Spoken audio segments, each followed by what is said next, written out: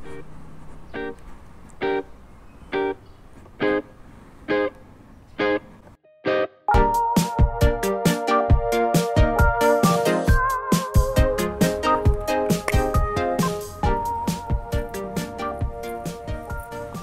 morning guys. Today is April 16 and pupunta tayo ngayon sa May Toll Gate or entrance no sa May Mindanao Avenue to have our second RFID installed. Last time kasi ang pinalagay natin ay yung sa auto sweep. Okay, ngayon ang papalagay natin ay sa Easy Trip. As usual, kasama si ang Gazera and ilalagay muna tayo ng chain loop, yung no fly na chain loop. So ilalagay muna natin to bago tayo lumakad, although marami pa naman siyang lubricant dito, no? So para sigurado, konti lang naman, malapit na naman Mindanao Avenue. Kaya na nag-gear kami since baka pumunta kami sa NLEX, no? So sa expressway, so better kung naka-gear. Siyempre ang dala natin ay Z10R. So may plate number na siya. The other day nga pala guys ay dumaan kami sa SEC, pero sa SM Marikina lang, and bumili kami ng ganito, backpack para kay Angkazera. Fit na sa kanya kasi alam nyo naman tong 10R walang bag, walang lalagyan, so lahat ay nakasukbit sa aming katawan. And nagdala din kami ng pump, no? Maliit lang na pump, wireless pump siya para in case maplatan, although tubeless na rin to. So lahat yon ay nakalagay, itong pump nakalagay sa belt bag. So let's go guys, samahan nyo kami.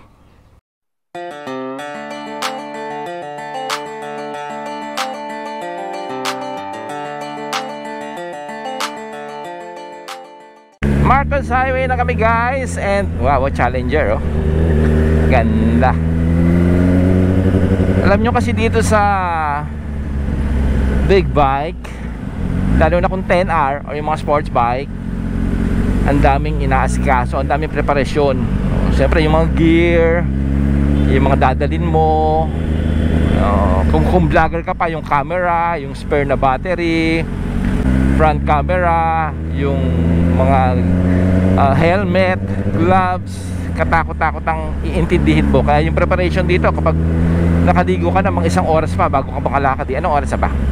8:35, oo tama, 7:30, di ba? 8, hindi naman, siguro mga 40 minutes, no? Dami mong preparation na gagawin. Hindi namin alam kung ma-traffic ngayon. Si Angkazera ay nandiyan lang siya, nakikita niyo ba siya? Okay, kahapon nga pala dumaan kami sa memory.ph in Pasig and bumili kami ng microphones. Yung isa, ito nakalagay ngayon. Ito yung isang binili namin. Malinaw ba guys? Nabili namin to for, mura lang siya, 850. May noise reduction daw siya. So, itetest natin siya ngayon kung malinaw ang aking pananalita. And ngayon, ito maganda rito sa Marcos Highway, meron siyang lilong dito sa may LRT station. Yan. Ano namang si 10R ay patigas ng suspension, kaya si Angkazera ay nagre-reklamo sa tagtag. Tatlo kasi ang ABS nitong 10R na ito. Isa sa harap, nagulong, sa likod, at isang nasa likod ko. Yung isa ay anti-bilis system.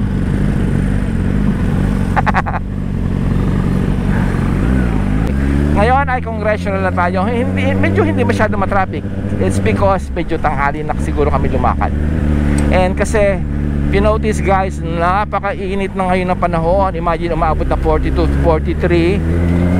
Galing nga kami kahapon sa client and parang hindi makaya nung aircon nung aming sasakyan sa tindi ng init. Plus matatraffic pa, and lalo na kung nakamotor, no?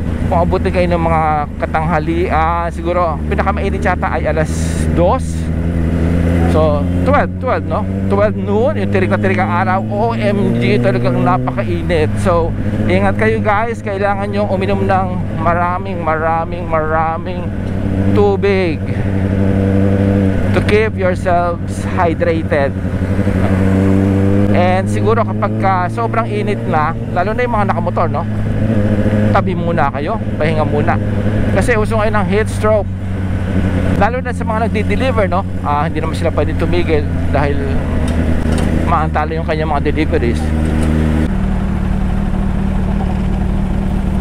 Yeah. Bilis. Basa.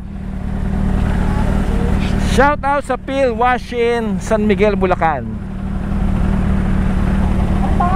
Ano pangalan mo, sir? Ano pangalan mo? Dan. Bong. Shout out kay Sir Bong and Sir Dan.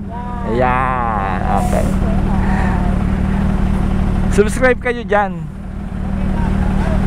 Shout out daw. Ingat kayo. Mainit masyado. Pag mainit na, pahinga na kayo. Pahinga na.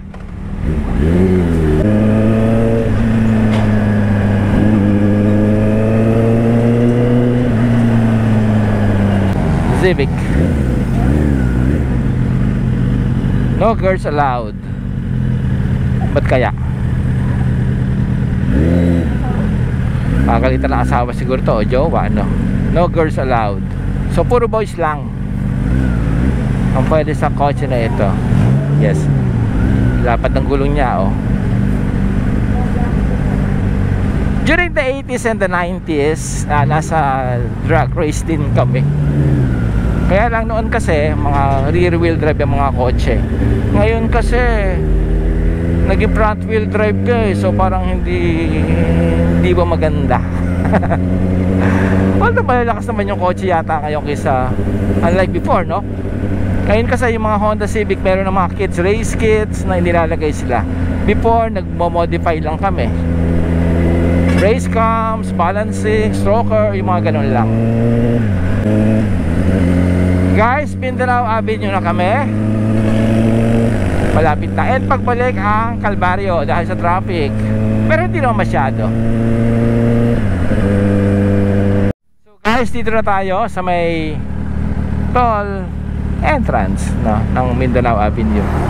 So dito na tayo makapa-install ng Easy Trip. Sana meron sticker for motorcycle. There, okay. Ayan. Oops. Check. Okay. Goes. Meron pang motor? Oo, meron na. Sige. Load ka ng ano, 1,000.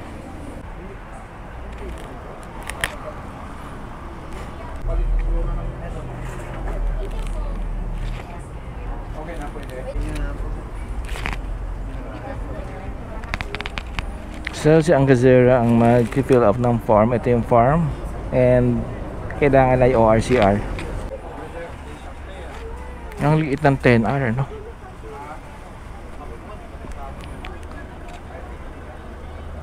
Kita nyo guys, ito ngayon si 10R, no? Ang liit niya, no? And ang gaan niya.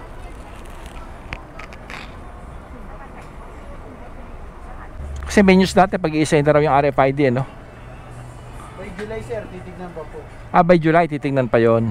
Oo. Wala pa po sa amin binababa sir, na eksakto po.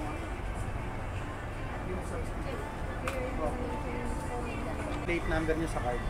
Kasi bago po, pare-release lang po kahapon bago na po yung magda-download tapos no, yung plate number piprint namin tapos kami po mo kayo na. Lagay mo nga to. Tatayo, ano? Pantay mo lang dito sa isa. Oo. Tagilid sir, tagilid yan eh. Kaya nga. Sige, tatayo natin para mapantay ang lagay ni sir.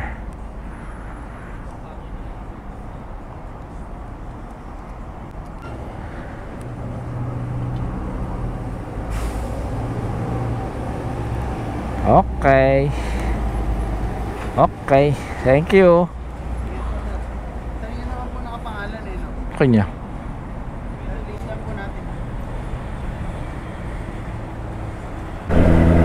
Kaya sa MDEX Mindanao Connector, may mga MMDA doon. Sir Soto, Sir Bong. Actually, sorry, hindi pala naka-on yung camera kanina. So, naka-station sila doon. Shout out sa inyo mga sir. Sila yung mga tiga MMDA.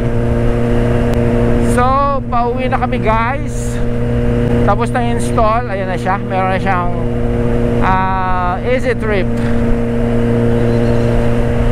Time check, it's 9:38. Di pa masyadong mainit. So kailangan makauwi kami agad bago uminit. Testingin natin kung gagana itong RFID ito. RFID, okay. Balance 542.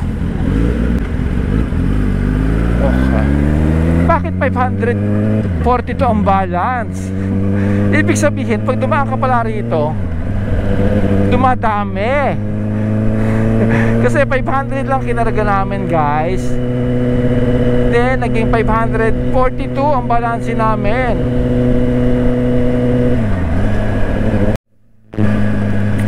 Okay guys, Marcos Highway na kami.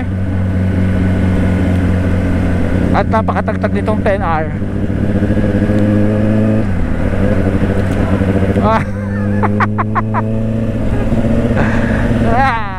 Kasi hindi naman siya nakadesign talaga pagka pang ganito. Nakadesign siya pang truck talaga. So kung mahirap ba talagang gamitin si 10R, actually hindi naman siya talagang mahirap gamitin, no? Kaya lang, syempre nakayuko. Pag nakataas naman yung paa ni rider, pag nakataas yung paa nyo, okay lang siya kasi hindi naman nakalaban yung mga kamay, mga baraso, no? Kailangan nakalaban yung legs, no? Naka-wrap doon sa, narinig nyo ba yun? Panay ang sigaw ni Angazera kasi sama ng daan dito. Dapat ito talaga smooth, makinis ang daan ng karsada. Pagka medyo rough, talagang mahirap tong ZX-10R. So mahirap siya pang long distance. Yes, of course, mahirap siya kasi hindi naman siya nakadesign doon. Pero masarap pa siyang gamitin. Yes, masarap gamitin si ZX-10R. Tapos magaan pa siya, madali siyang isingit-singit. Yun ang advantage niya. Then malakas siya, thrilling siya gamitin. Ito, kaya lang sa mga libaki yun, hahagis ka. Well, actually sa rider hindi masyado. Yung nasa likod, ang malaki ang effect noon. Sayang kanina hindi natin na video yung tatlong MMDA, ano, sa NLEX Connect. Kaya kami nagpalagay ng RFID ng Easy Trip kasi next or sa Saturday dadali namin to sa Veda Resort. Meron kami kukunin na kit. Actually yung group namin, Pinoy Ninja Club Inc. Merong parang ano ba tawag, leisure and giving of the kits, no? Meron siya kasing parang nagkaroon kasi ng reorganization pa ang tawag doon. Hindi naman reorganization, pero nagkaroon na naman membership fees. Then so kukunin namin yun sa Saturday. At yun nga ay sa Veda Resort sa Bulacan. So gagamitin ulit natin itong ZX-10R para ma-breakin naman siya kasi ngayon ay 267 kilometers pa lang tatakbo niya and kailangan madala siya sa Wiltec for the first PMS. More than a month na. But then sayang kasi 286 pa lang tatakbo niya. So kailangan makadami siya ng kilometers, no? So nakairaw na yung wrench. Ibig sabihin kailangan na siya pa service.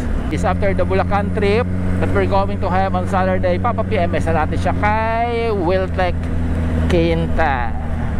Okay guys, doon sa mga sumama sa amin, nakinig sa amin, nanood sa amin, thank you so much. See you again on our next vlog. And please don't forget to like, share, and subscribe to our channel. See you guys on our next vlog. Thank you. Marami pong salamat. See you guys. Bye.